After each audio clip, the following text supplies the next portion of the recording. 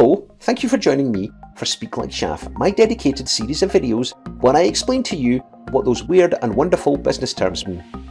If you're just launching your startup or thinking about setting up your own business, this is the place for you. Stick with me and you'll learn the lingo in no time. Today we're going to look at what MVP means.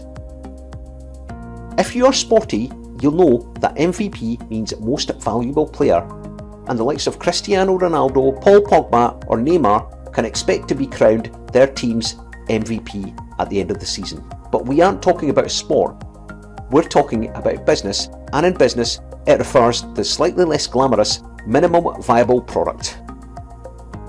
An MVP is a product that has been developed with just enough features to show what the product is. It's by no means the finished version, but it allows potential customers to provide feedback.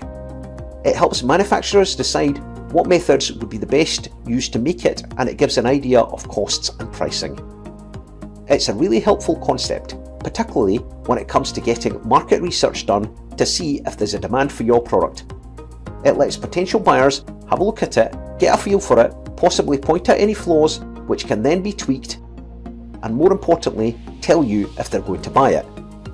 You can see people's reactions, get their feedback, and decide what the next step is from there.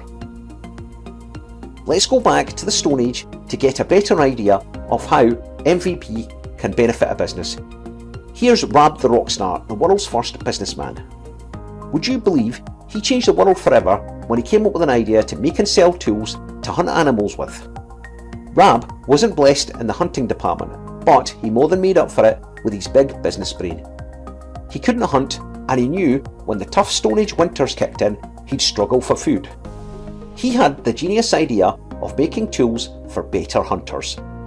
Rab was smart and developed an early version of his spears and bows and arrows to show his potential customers and get their feedback.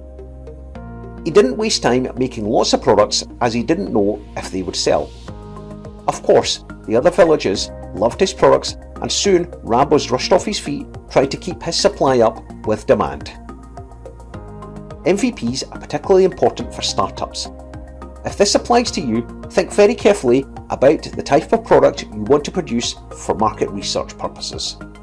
Minimum viable products can be a really valuable part of setting up, so don't overlook it, and don't overlook the subscribe button that is just begging for you to hit it. Subscribe to my free YouTube channel, it won't cost you a penny and it's full of advice to help you get your business idea up and running.